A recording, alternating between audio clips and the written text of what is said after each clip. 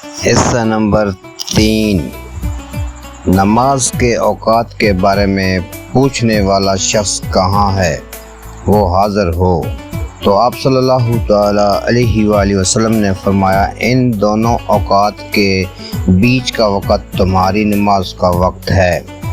رسول کریم صلی اللہ تعالیٰ علیہ وآلہ وسلم کا انداز طلباء کو کچھ بھی ذہن نشین کروانے کے لیے سب سے زیادہ اہمیت انداز تفہیم کی ہے۔ یہی وہ ہے جو عمل تعلیم کو پروان بھی چڑھاتا ہے اور اس کی کمی نقصان بھی پہنچاتی ہے۔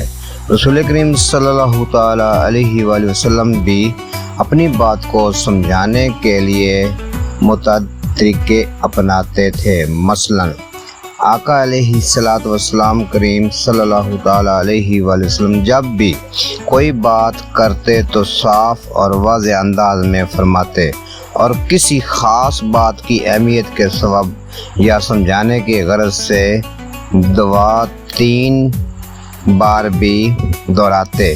چنانچہ روایت میں ہے کہ حضور اقدس صلی اللہ تعالیٰ علیہ وآلہ وسلم اتنا ٹھہر ٹھہر کر گفتگو فرماتے کہ آپ کے پاس بیٹھنا ہو، شخص اسے یاد کر لیتا ہے۔